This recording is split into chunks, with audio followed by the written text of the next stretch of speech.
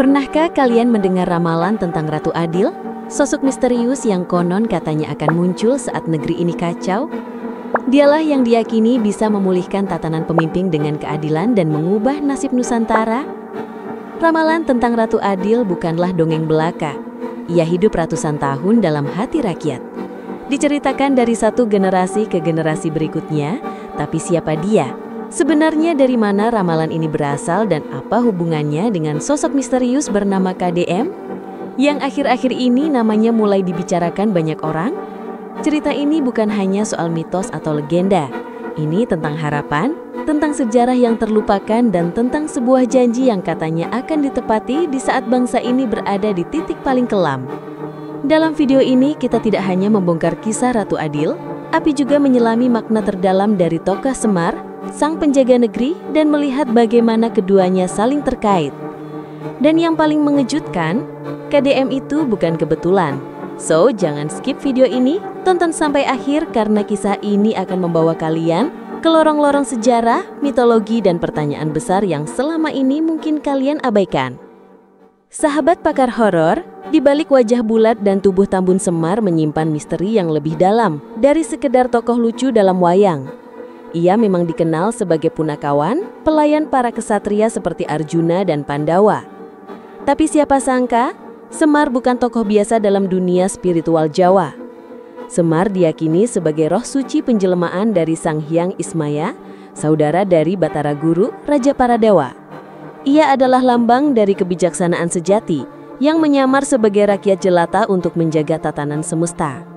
Nah, dalam beberapa ramalan kuno, termasuk yang tertulis di Serat Kalandita karya Ranggawarista dan Ramalan Jayabaya, disebutkan bahwa di masa penuh kekacauan dan hilangnya keadilan akan datang seseorang yang membawa terang. Adapun Ramalan Jayabaya menulis, yen wis ono jaman edan wong agal dadi ratu, wong jujur disingkirake. Artinya, jika telah datang zaman edan orang gila jadi raja, orang jujur disingkirkan. Dan di akhir zaman edan itu akan muncul sosok penyelamat, Ratu Adil, pemimpin yang adil, tidak serakah, dan dicintai rakyat jelata. Nah, disinilah benang merahnya mulai terlihat. Banyak spiritualis dan tokoh kebatinan Jawa percaya bahwa Semar adalah penjaga jalan Ratu Adil. Ia tidak memimpin, tapi membimbing, tidak berkuasa, tapi menjaga. Dalam tafsir spiritual, Semar dipercaya akan muncul kembali bukan dalam bentuk fisik, tapi melalui petunjuk mimpi dan bisikan gaib untuk membangunkan Sang Ratu Adil yang tersembunyi entah di mana. Dan menariknya, beberapa pihak mulai bertanya, apakah Kediri yang belakangan ini ramai dibicarakan adalah penerus garis itu? Mungkinkah ini bukan sekedar legenda yang dulunya bersinar dengan kekuasaan dan budaya tinggi mulai porak-poranda oleh perebutan tahta, perang saudara, dan wabah? Nah, adapun rakyat kecil, petani, nelayan, pedagang di pasar tak lagi punya harapan. Mereka menyaksikan istana saling menghancurkan, sementara perut mereka tetap lapar. Lalu datang gelombang baru. Islam mulai masuk ke tanah Jawa. Semua perubahan besar sedang terjadi, tapi perubahan ini tak serta-merta membawa ketenangan. Justru kekacauan semakin terasa. Kerajaan Hindu-Buddha melemah dan tatanan lama tak lagi dihormati. Di tengah kekacauan itu, rakyat mulai berharap bahwa akan datang seseorang pemimpin adil, bijaksana, yang tak haus kekuasaan, yang bisa menyatukan kembali negeri ini.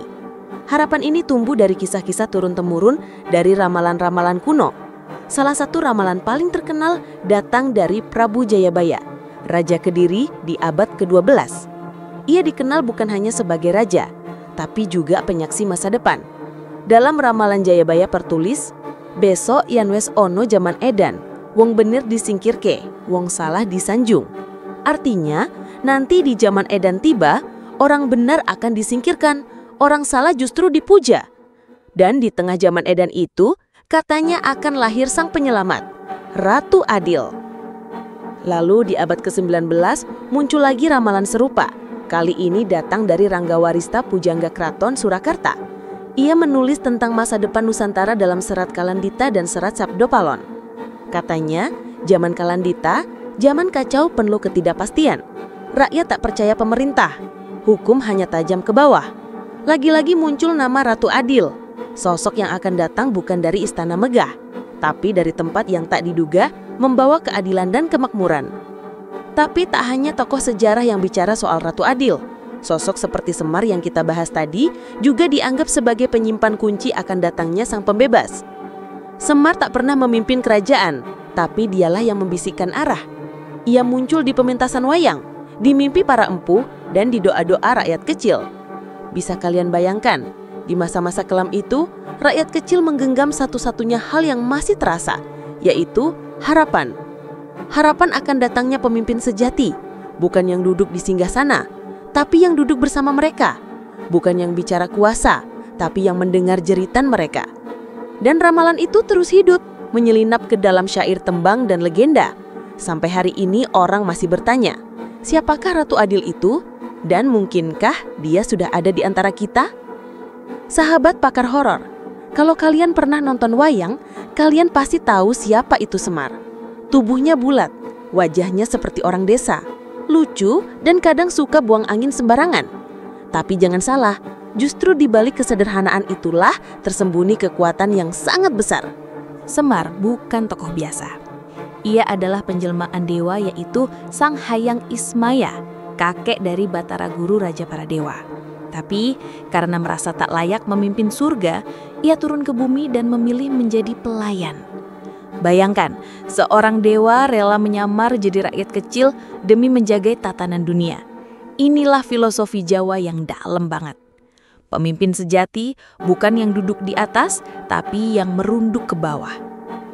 Lihat saja tubuh Semar, gendut tapi kuat. Bibirnya tersenyum, tapi matanya menangis.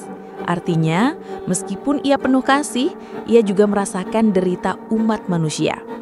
Menurut kisah para empu dan dalang tua, Semar selalu muncul ketika dunia sedang kacau. Saat penguasa lupa pada rakyat, saat keadilan hilang, saat rakyat tak lagi punya suara. Disitulah Semar hadir. Tapi ia tidak datang sebagai penyelamat.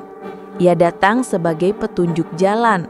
Ia tak memimpin perang, tapi membisikkan strategi kepada kesatria sejati. Nah, dalam perang besar Baratayuda, saat Pandawa mulai goyah, siapa yang ada di sisi mereka? Ya Semar, diam-diam tapi penuh pengaruh. Itulah kenapa Semar dianggap sebagai bapaknya Ratu Adil. Bukan secara darah, tapi secara jiwa. Semar adalah cermin dari nilai-nilai luhur Jawa, yaitu welas kasih, andap asor, wiceksana, dan laku prihatin. Semar tidak butuh mahkota, karena ia sudah punya pengaruh spiritual yang melebihi raja manapun. Nah, dalam dunia spiritual, banyak yang percaya kalau kalian bermimpi bertemu Semar, itu tandanya kalian sedang dipanggil untuk menjaga nurani dan melawan kezaliman dengan hati yang terang. Semar bukan pemimpin, tapi ia penjaga pemimpin sejati. Banyak yang mulai bertanya-tanya, kalau benar Ratu Adil akan datang, di mana Semarnya? Apakah sudah turun ke dunia dalam bentuk lain, dalam wujud orang bijak, atau bahkan dalam sosok yang tak dikenal? Disinilah kita mulai mengarah pada sosok misterius yang disebut-sebut sebagai KDM. Tapi tunggu dulu, sampai di titik ini kalian mungkin bertanya-tanya, oke, ramalan Ratu Adil itu memang misterius, tapi siapa yang mungkin dimaksud saat ini? Disinilah teka-teki itu mulai berubah menjadi sesuatu yang mengejutkan. Banyak orang, dari pengamat spiritual, peneliti sejarah, sampai rakyat biasa, pelan-pelan mulai menyebut satu nama, yaitu KDM. Siapa itu KDM? Sosok ini bukan tokoh dari perwayangan, bukan pula tokoh sejarah resmi di buku pelajaran.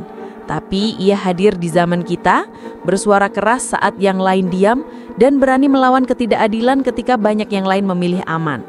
Dan anehnya, jejak hidupnya seolah mengikuti ramalan-ramalan kuno yang dulunya hanya dianggap mitos. Dalam Serat Jayabaya, Ratu Adil digambarkan sebagai seseorang yang lahir dari rakyat, berjiwa kesatria, dan akan memimpin saat negeri ini berada di ambang kehancuran. Nah, ini yang bikin banyak orang merinding. KDM bukan dari golongan elit. Ia lahir dari rakyat biasa. Tapi entah kenapa dari cara bicaranya, gerakannya, bahkan tatapan matanya, ada karisma alami seperti jiwa lama yang bangkit kembali. Di beberapa catatan ramalan, Ratu Adil disebut akan memiliki mata yang tajam, tatapan yang dalam, dan suara yang memanggil hati rakyat. Dan banyak yang merasa KDM punya semua itu. Bukan hanya soal ramalan atau simbol, KDM juga melakukan aksi nyata. Ia membela kaum yang tertindas. Ia bicara soal keadilan. Ia bahkan pernah mengorbankan kenyamanan pribadinya demi suara rakyat. Apakah ini kebetulan atau memang ada sesuatu yang bekerja dari balik layar sejarah? Nah, di banyak tempat, terutama di daerah pedalaman, pesantren, hingga komunitas adat, nama KDM mulai dibisikkan sebagai penyambung harapan. Bahkan ada yang menyebut, kalau bukan dia, lalu siapa lagi? Tapi tentu saja KDM sendiri tidak pernah mengklaim dirinya sebagai Ratu Adil. Ia hanya berjalan, berbuat, dan membiarkan rakyat menilai sendiri. Misteri masih belum usai, tapi yang jelas ada getaran yang terasa. Semakin dalam kita menggali ramalan kuno, semakin terasa bahwa jejak masa lalu seolah bersambung ke masa kini. Apakah KDM benar-benar sosok yang diramalkan Semar dan Jayabaya, ataukah ia hanya kebetulan belaka? Nah, sebelum kalian menarik kesimpulan, kita perlu lihat satu sisi lagi yang tak kalah menarik. Apa sebenarnya makna dari ramalan Ratu Adil untuk kita hari ini? Dan apakah kita sendiri juga punya peran dalam mewujudkannya?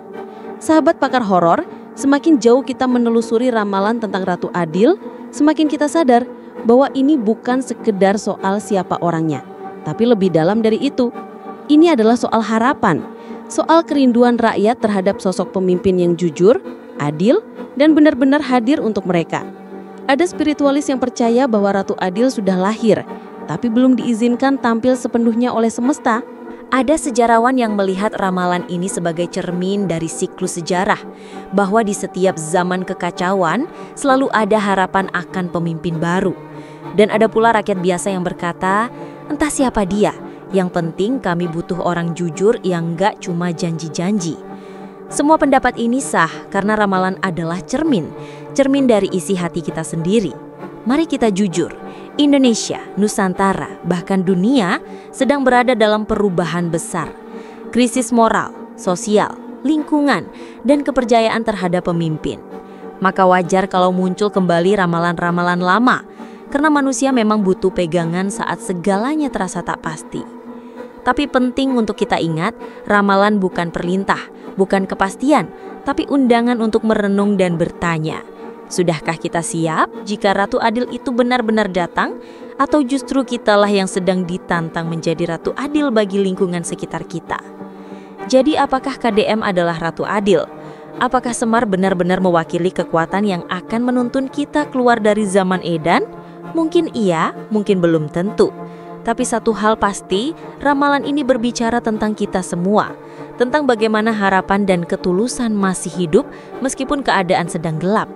Dan mungkin itulah pesan sejati dari Semar dan para leluhur Nusantara.